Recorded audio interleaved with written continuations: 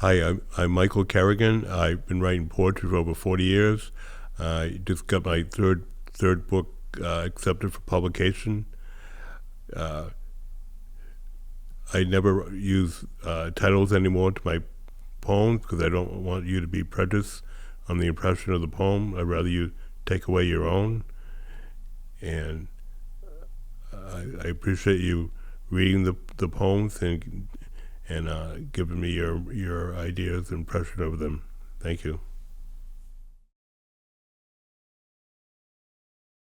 A candle in the window, her flame illuminating the world outside, with each quiver of the tallow, each shape gyrating out in space, bringing to life what the shadows couldn't erase. College brought many things, as a few of us collected under the railroad tracks in front of our dorms, with many conversations of why the universe was born. It was a time of questions with no clear answers that our reasoning could detect. Shift to summer with cornstalks like occupants on each leaf floor rising in the season's heat, while crows hover nearby, cawing for an early feed, as lazy thoughts consume the air for you and me. Tiny, like the hurling of a rock into a pond, until then it expands, sending circles reaching out across the water's edge. From a motion so insignificant, it takes on a personality all its own. Like us with gestures seemingly so small, we touch others without realizing where we begin. Soft mud slurping around my feet seemed determined to lay exposed where I came and went, as it hardens in the afternoon sun, laying impressions later on that I made a mark on the land. Leaves, each with an individual with a myriad of colors hanging onto their boughs for a while, then leaping down to a familiar place, like us transforming hues with our moods, like the fallen leaf finding solace in a new home with the ground.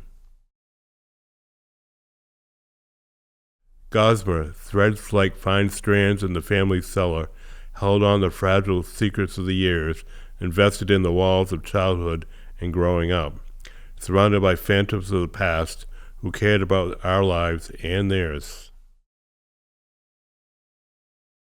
Fog, the mist hides many things in its grips, an animal, a man, or the gyration of a tall tree, but the imagination highlights everything so much. It is hard to figure out what is imagination or reality. I remember growing peas in my fertile garden, each wet soldiers in organized row, dripping dew from the morning's tickle of soft-tilled soil, as I unleashed the weeds attempting to choke their birth, as I nurtured my own destiny with obstacles standing stubbornly in my path. I allow a little understanding to gain the transformation as an adult and at times battling the weeds.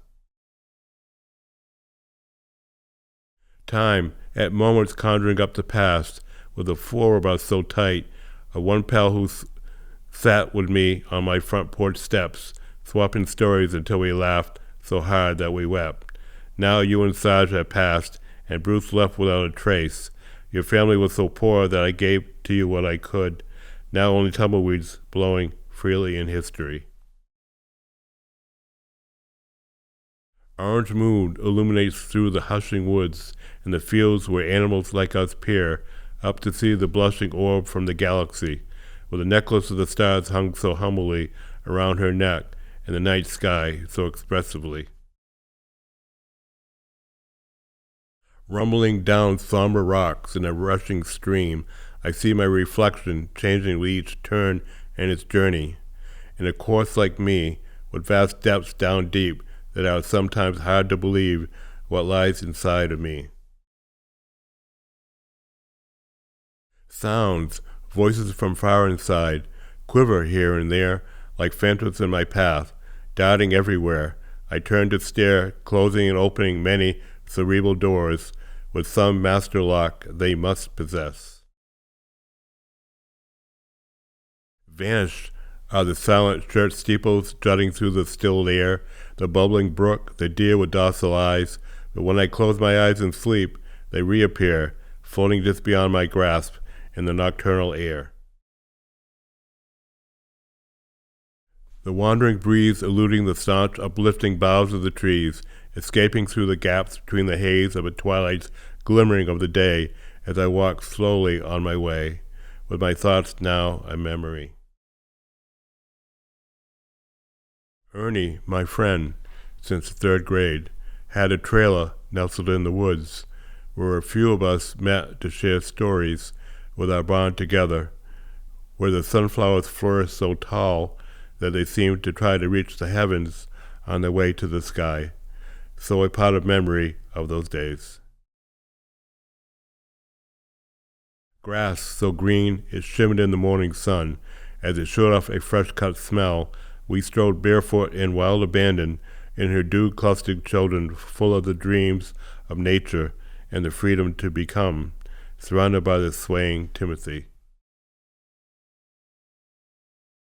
Imperfections that with others I see are just reflections that are just an array of the flaws within me. If I look closer, I view attributes pounding fast and free for me to gather generously. A box was delivered the other day, its contents not revealed, no one could say, cushioned with foam to insulate what was inside, full of the past and present, soon-to-be memories. Gingerly, I took them out and put them on display in front of me, to be careful not to break off any pieces that could be vital to me. That day, the trees quivered in their wake. A young girl was raped and murdered at 13. A blossoming woman who saw no wrong, wiped clean her innocence. She loved to get potato sticks and ice cream from Doucet's Market. A tomboy who hung out with a group of guys, so fragile in age, we all loved her after half a century, hurtled past Kathy in memory. A parrot, a paradox at most, preening his bright feathers sanctioned in his cage, mimicking our words as we repeat them for his worth. A feelings vented for others later to hear, settled for the bird to echo to listening ears. The aviator without consensus cannot contemplate what we say. Faint, shadows rehearsing hide and seek, cling to the corners of my bedroom walls, like phantoms rising from my mind, as twilight opens its sleepy eyes, while the emergence of whispers of what occurred recently dominates on center stage. Recollections of the moments of the day presides like a blushing bride on her wedding day. Lightly, a leaf succumbed to the vigilant tree, touched my face, perplexed with the day's complexities, as I fixed my eyes upon the way that interrupted my reverie. The leaf tickled the boughs of her bark house and sauntered seemingly carefree in a summer afternoon. Disheveled, out of place, in their own comfort way, transients looking for some place to stay. They take over our bus stops with all their stuff.